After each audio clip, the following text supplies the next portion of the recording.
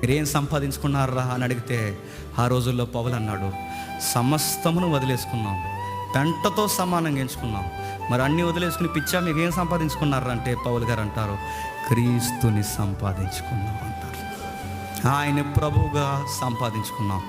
ఆయన మాత్రమే దేవుడని మా విజయ ఖాతనాన్ని ఎగరేసి, ఇది మా ఎజెండా, మా ఎజెండా, మా ఎజెండా, మా ఎజెండా.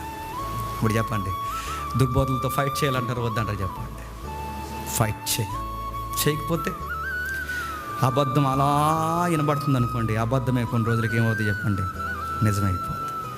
అబద్ధానికి వ్యతిరేకంగా సత్యము మెల్లగా ప్రారంభమైన దాని దెబ్బ చాలా గట్టిగా ఉంటుంది. ఆ దెబ్బకు దుర్బోధం చెప్పండి మొత్తం సంఘంలో నుంచి బయటికి వెళ్ళిపోవాలి. అంత మనం ఫైట్ చేయాలి. మన ధైర్యం ఎప్పుడు ఒకటే, మనం పోరాడుతున్నది మన పక్షమున కాదు, మనం పోరాడుతున్నది చెప్పండి సత్యము పక్షం.